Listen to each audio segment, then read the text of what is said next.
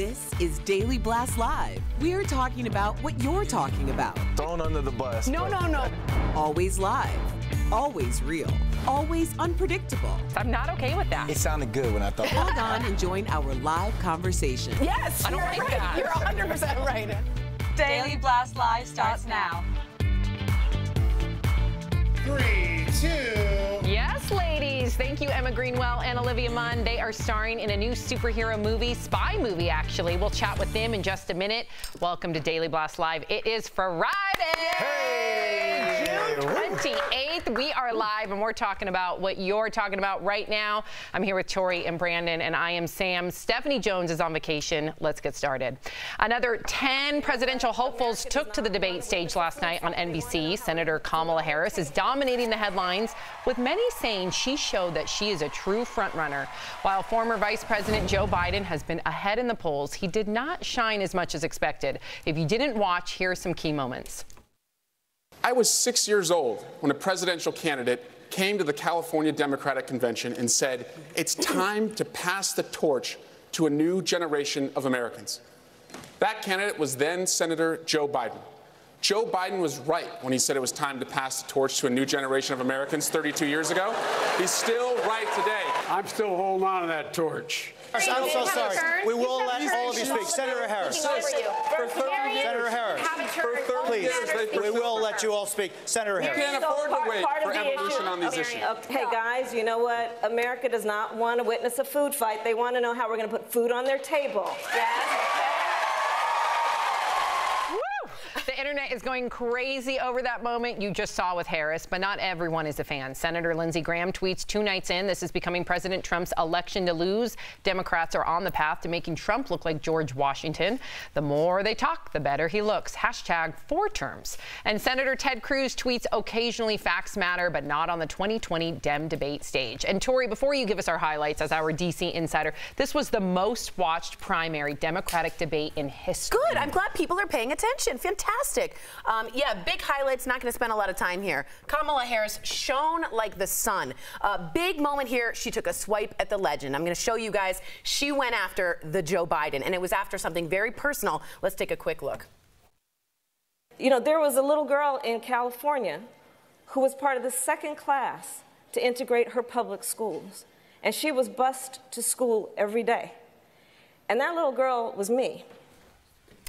So here's the deal. That's a picture she tweeted today, which is a great follow-up of her being bused. Look at that determined little face. And what she's saying is Joe Biden opposed busing that actually helped desegregation in the 1970s. So she sounded modern. She sounded calm. She sounded like a mom telling us to get in line. All in all, she took it by a mile. Yeah, I have to agree with you. But chime in, DBL Nation. This show is about you. We want to hear from you as well. Well, today marks a very important day for the LGBTQ community. It is the 50th anniversary of the Stonewall riots in New York City. That uprising in 1969 galvanized the gay rights movement. It started with a police raid at the Stonewall Inn, a well-known gay bar. At that time, raids were commonplace. Today, the community and supporters are celebrating, but admit the fight is not yet over. Actor and singer Billy Porter posted this photo at a celebration in New York City last night saying, "Look how far we've come." June is Pride Month, and World Pride festivities have just kicked off in New York City. Organizers expect millions of people to be there, including celebrities like Madonna, who is scheduled to perform this weekend. And of course, we have to give a shout out to friend of the show, Queer Eye star Karamo Brown. He is there as we speak, and he posed with Laverne Cox celebrating World Pride too. Brandon, how far have we seen this movement come? I mean, it's here, you know, like We've arrived. They've arrived. You know, it's just, I'm sorry, I'm at a loss for words right now because I was texting my sister this morning, as you guys know, as LGBT, and I'm What's her feeling? I mean, honestly, she feels to see a Pete Buttigieg on stage yesterday and to be openly gay, and for her to be able to feel accepted. You know, like he said, like Billy Porter said, they still have time. Oh, so far to go, that sort of thing. But I mean, they've arrived. It's here. They're not going anywhere. It's a great thing. And I'm glad that your sister feels more protected, more she goes to pride parties. Included. Yes, she goes to all the pride parties. I'm wondering what pride is she at right now? As she should. Because it wasn't that long ago, though. I just want to really make that known that in 2008, remember when we were all fighting for the No Hate campaign? Yeah. We saw a lot of the celebrities and a lot of people on social media with those photos, with the tape over their face. That was only a handful of years ago. Yep. So kudos to everybody. I want to show you guys this picture. This is Chasten Buttigieg, Pete Buttigieg's husband, putting his tie on, saying, "You're ready. You've got this. I love you." Oh. Sam, it was the 50th anniversary of Stonewall to the day. Wow. We had a gay candidate on that stage, taken seriously. And showing a loving moment. Yes. Yep. Yes. How chills, right? Yeah, Just wonderful. Yeah, it's the way it always should have been. Yeah. So I'm glad that we're finally catching up. Well, let me ask you this question. Is binge watching bad for your health? Nope. That's what a new study suggests, but you know how we feel about studies around here, at least some of us. We have to take this with a grain of salt, so don't put down the remote just yet. Researchers tracked more than 3,000 men and women in Mississippi for 8 years, and the people who watched more than 4 hours of TV had the highest risk for heart disease, heart attacks, strokes, and early deaths. First of all, this is a very broad study. This is a big study. So to me, that gives me confidence that what they're finding here is something to really take a look at.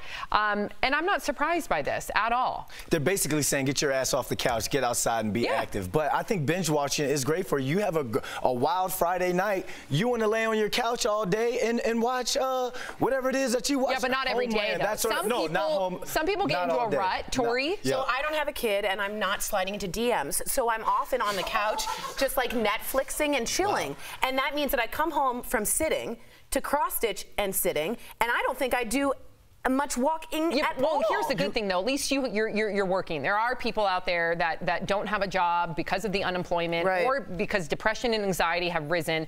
This doesn't lend to it, right? It's almost like a Band-Aid, a self-medication. And that's what worries me, is because if you're already in a rut, we've been there, Tori. We've dealt with depression. It's going to be really hard for you to get up off your butt, like you said, to go and do something. But that's always the goal. And Tori, you can't binge watch and Netflix and chill. Netflix and chilling is not for binge watching. You Netflix and chill, or you Hulu with your boo-boo. I have a lot of cross-stitch fans, okay, watching right now, and they would all say, cross-stitch can get sexy and chill.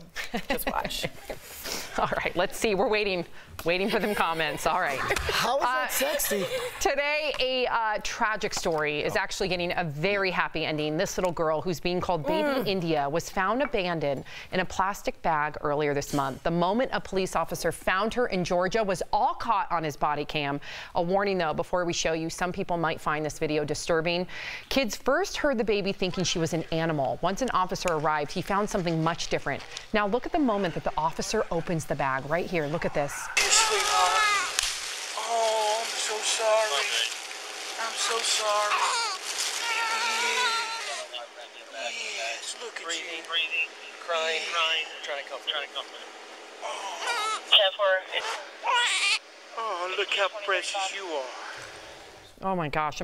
Thank God the baby is fine. Thankfully, baby India was taken to the hospital. She's in good health. And now more than 1,000 people from around the world have come forward wanting to adopt her. There are some cruel, sick individuals on this planet. But we have to remember, for every cruel, sick individual, there's 10, 20, 30, 40 incredible, heroic people like that police officer, like those kids. You were touched, Tori. I mean, that was a big man, okay, a big burly policeman. And he was like, hi, little princess. And it's just the sweetest juxtaposition of safety and warmth and masculinity and just good police work. So all around a good ending, a good ending. I just can't believe I just saw what I think I just saw. Yeah. Like, that's something out of a movie. It's something out of like a horror movie.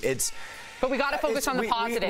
We have to focus on the positive, Sam, but it's hard after watching that. Like, you really think about the story we did yesterday where the woman tried to snatch a kid from a parent's arm. We seeing people just leave their babies out in the woods like that. I know. I love the great part of it, but after watching that, my Friday's And I think ruined. that's something that we all have to grapple with. That's something after I saw that New York Times. Yeah, really haunted. That New York Times article, that photo, and I know our DBL Nation is on the same page because we've talked about it, completely has haunted a lot of us. And I think this image is doing the same, right? And so what I need to remind myself, and I think what we all need to remind ourselves, it doesn't mean that we're complacent. It doesn't mean that we're not going to continue to fight for what's right. But in the meantime, to focus on the positive, like that heroic effort of that police officer. And thank God he was at the right place at the right time. And those kids, and those kids spoke up. There is so much good out there, and it's very easy for myself and for all of us to focus on the negativity. But let's remember all the positivity too, and that hopefully can balance that out. But I'm with you, Brandon. I feel you. I really do. All right, right in, DBL Nation, right in. We're all coping together. Yes, we are. DBL is live, and we'll bring you breaking news as soon as it happens. Coming up, Olivia Munn and Emma Greenwell star in a brand new spy movie with a superhero twist. They're going to tell us all about it. And you, the viewer, are our fifth host. Actress Kristen Bell was caught holding hands with a man who ain't her husband. Is it ever okay to do that with someone who isn't your significant other? Well, your comments about that coming up next.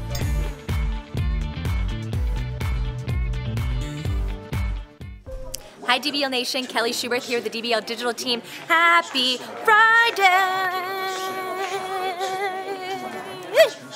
Yay! I feel a certain way about that fifth host. Please let me know how you feel. I think it's going to be a heated one. Let's go to the desk and see what's going on. Hey guys, happy Friday! Happy Friday! Hey, happy Friday! So someone goes like this. The first comment we got, you guys, is this. Replace the mugs with ice cold Coors Light. It's hashtag day before break. Coors Light is fine. It's watered down. It's a little watery. It's watered down. So we're going to talk beer in 1 second. Okay. But I do want to say that that officer that I was talking about really quick went to the hospital afterwards, that he dropped her off, went back, then went back to the hospital to hold the baby because he felt so close to her. So really sweet moment. And I'm glad you said that, because after watching that, I'm like, my Friday is ruined. Yeah, it's hard to watch My Friday is ruined. You're thinking there is really that sort of evil out there, and like one thing about this job. But there's that such good too. Yeah, there is good out there, and I've been here 10 months now, going on 11 months, and we do some really like heartbreaking stories when we're talking about rapes and sexual assaults. And now you see the baby school shootings, and we shoot 6 shows a day. So you hear it every hour. You hear it 6 times, and sometimes you go home. But I'm so glad there was a positive to the end of this story, because when it comes to kids, like it's like hard. People are people. I know. Like grown-ups, you're a grown-up. I know. But when it comes to kids, you can't control anything. That baby can't helpless. control. Helpless. No, I know. One thing is important to know is that that's the reason our hosts are super close, I think, because we do have to do the show so many times that you can't hire a group of people that have to do that without a trust of like, I'm going to break down at some point. I'm going to need your help, and you always know you have support. So we got your back, and I know Brandon has my back, right? Wait, we both were questioning it? Until she starts talking about cross-stitching. Hey, check out my back for real, though. It's a bow. Yeah, look at that. I thought he said, yeah. Remember those Duracell commercials when the people had the batteries on their back? Yeah. Okay, thank you.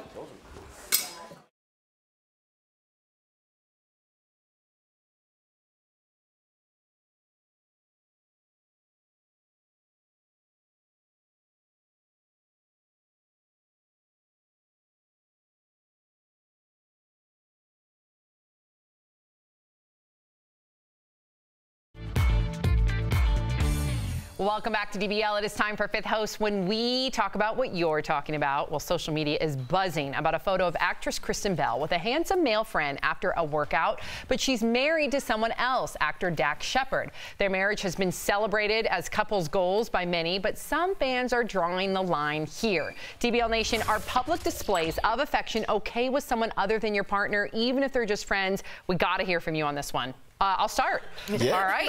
It's always unique with a 3-person panel. Yeah, it is. David from Facebook says, that dude would be on the ground and I would be single. I think context is key. We got to figure out what the relationship is. We got to figure out if he was helping her across the street.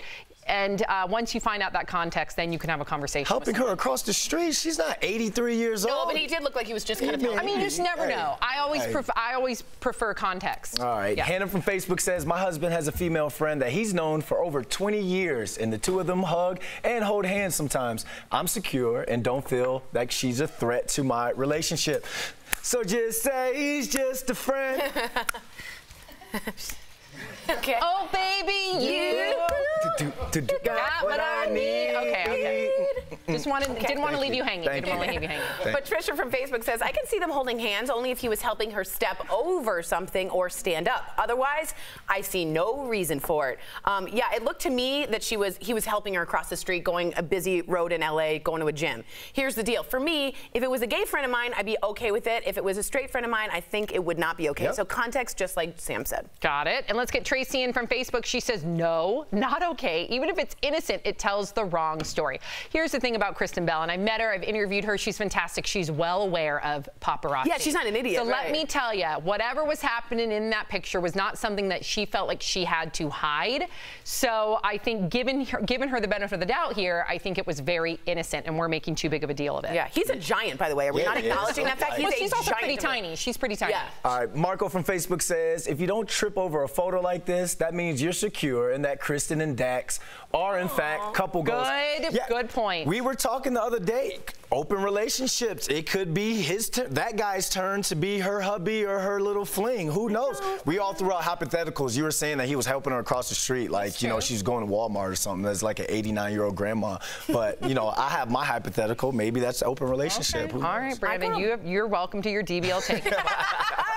Gregory from Facebook says, absolutely not. My wife and I have friends of all genders, but we draw the line at physical interaction. That's something we save just for the two of us. Cool. You guys have boundaries. That's awesome. Communication is key. I'm sure that Dax Shepard is very fine with this. I can't imagine this being anything like that. I also don't think this was a regular occurrence. I think that's what we have to really decipher the difference of. If they're always walking around holding hands, yeah, I would imagine any significant other would have a problem with that. I feel like this was an isolated incident, and there's probably a reason for it. That's just my opinion.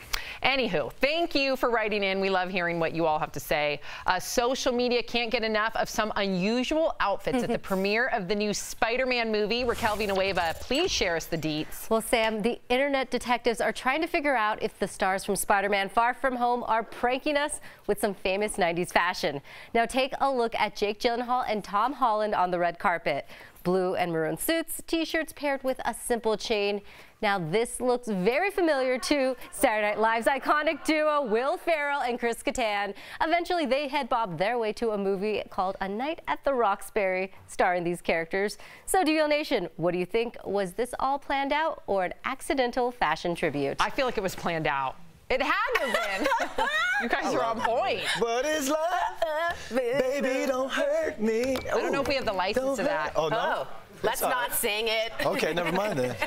Coming up on DBL, superhero thrills meet espionage drama and a new show starring Olivia Munn and Emma Greenwell. Do not miss Tori's interview with them. Coming up next.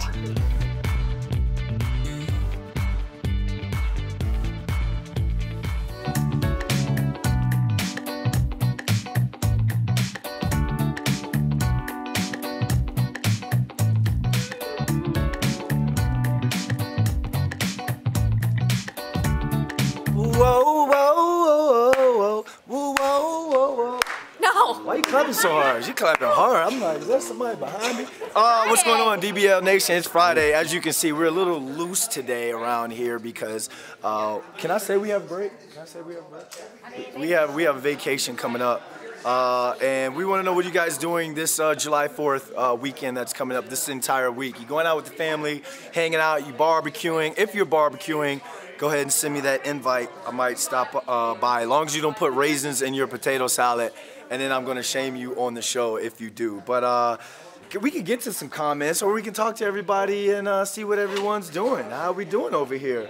We can interact with the people. Mike loves being on camera. What are you guys doing this weekend? What do we got going on? I'm going to Vail. Going to the mountains. Vail, Colorado. For a little hiking.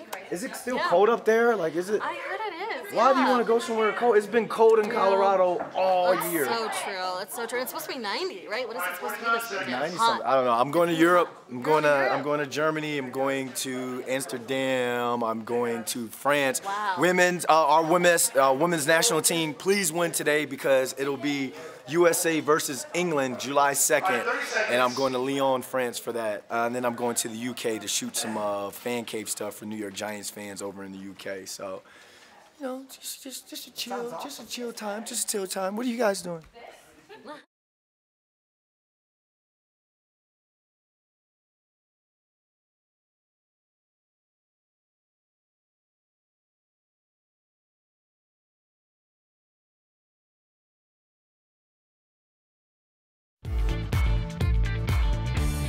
Welcome back to DBL. Emma Greenwell and Olivia Munn star in a new supernatural spy drama called The Rook. Now, the action-packed show follows a woman who wakes up with amnesia only to find out she's a high-ranking spy with superpowers. It's like an acid trip, the best kind.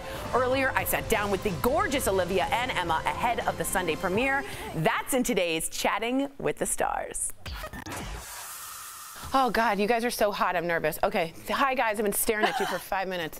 All right, here we go. I'm sorry to waste your time. Emma, Olivia, welcome to Daily Blast Live. First things first, let's talk dogs. Now, Olivia, you have 2 dogs, Sir Chancelot and Frankie. But Sir Chancelot has 35,000 followers. So do you have a game plan for a chance to overtake Selena Gomez's 152 million followers? We were talking about this yesterday. Right, he's an influencer for sure.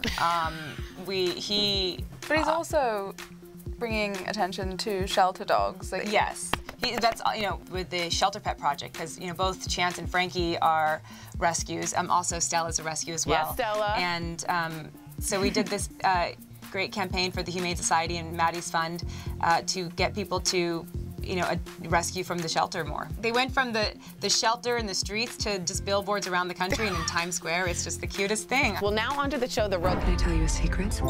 Hello? Someone is going to attack me and wipe my memory. If you're watching this, it's already too late. I've noticed a trend, ladies, in Hollywood about action spy thrillers. All the main characters are turning out to be women lately. I think women make way better spies. We're more intuitive. Tell me what you guys think about women making better spies than the fellas. Right before we shot The Rook, I had done another show where I played a CIA operative. And I had learned from all of my conversations with ex-CIA people that the women were, most likely the better snipers within the CIA, and they're just a better shot. And also they were just better because they could be more inconspicuous. They were more intuitive. They could understand both men and women so much better than just just their own sex. I don't think this women having lead characters in these spy dramas is a trend. I think it's here to stay. Emma, you are known for playing these gritty, little rough around the edges characters. Is your The Rook character the same? And do people have totally misconceived ideas about you because you play these characters so often? My friends were like, when they met, they're like, I was thrown off because I just know her from Shameless. Yeah, and you're so different. Right. My poor mother, she's like, I don't understand. You went to an all-girls Catholic boarding school. Oh, Lord. I'm like, it's acting. It's much easier to play things that are farther from yourself. Yeah, well, I used to say, I guess in America, I just look like a drug addict. Yeah, there you go. It's fine. Well, real quick, Olivia, you play Psylocke in X-Men. You can move things with your mind. Your new character, Monica, is super strength. Real quick, who has the better power? Psylocke. I mean, you can create anything with your mind. It's true. Emma, Olivia, thank you so much for talking to us. The Rook premieres June 30th on Stars. Thanks again. It's been a blast. Thank you so much. We appreciate that. Thank you. Total advocates and total babes. We'll be right back. Promotional consideration is brought to you by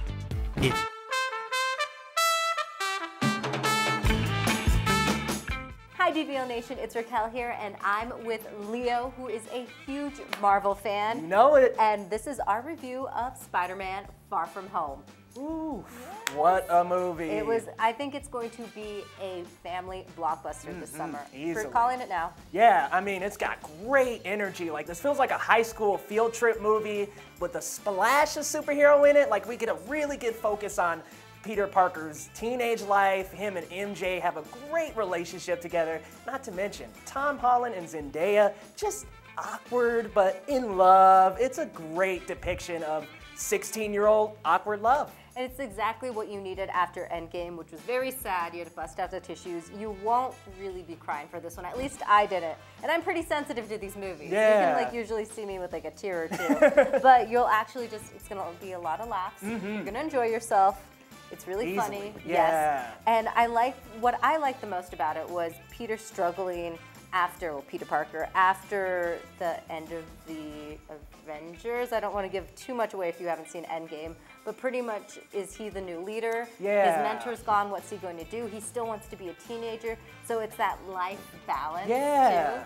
And I think my favorite thing that Leo and I both enjoyed, I heard him screaming in the theater actually, there is a cameo from someone way back from the Spider-Man. Yeah, from the first couple Spider-Man movies, guys. And we're not going to say who, we're not going to spoil, but it was a pleasure. Tobey Maguire era. Yeah. So keep your eyes peeled for that. Yeah, dial it back. And let me tell you, Jake Gyllenhaal, what a great Mysterio. Like, that was comic book accurate. It was great. He was such a great character, and he really hit the nail on the head. And then kind of going back to Endgame, we had this 10-year buildup of Endgame. Like, Avengers Endgame was the culmination of all these Marvel movies. And so you're thinking, well, where are they going to go from here? And they deliver again. Like, music, actors, everything was absolutely fabulous. So if you had to suggest between going to the movie to see it immediately, waiting for Redbox, or not seeing it at all, what would you say? You know what? You have to see it immediately in theaters. Trust me, you'll love it. Even if you're not really into the Marvel franchise, you're going to have a good time. Take your kids. Yes. All right. This is our Spider-Man look. Goodbye, DBL Nation.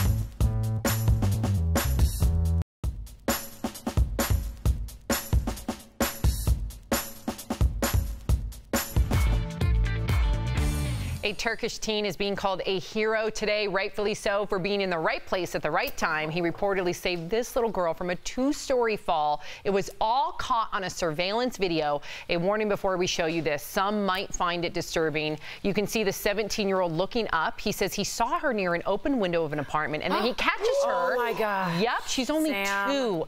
And Reuters says the little girl is okay, and her family gave the teen $35 as a reward. Oh, God. Thank God. You talk about angels. Yeah. You talk about angels. I don't know if you believe in God or whatever it is. That man was divine, put on that. and that is divine intervention. Yes. Look, I've had some big catches in my football career, but that is a catch right there. Unbelievable. And I'm just so happy that surveillance footage captured it. Yep. Just so we can all celebrate it. Absolutely. You know? Absolutely. Because it's one of those things where if I go to you, Tori, and I'm like, hey, I just caught a kid from a building, you're not going to believe that. It sounds out of this world. Yeah, absolutely. Yeah. I'm glad we're ending the week with that video. Positivity. Yes, Amen. positivity. There's a lot of good people out there. Yep. So kudos to him. We will see you same time, same place on Monday. Have a fantastic weekend, everybody. Bye.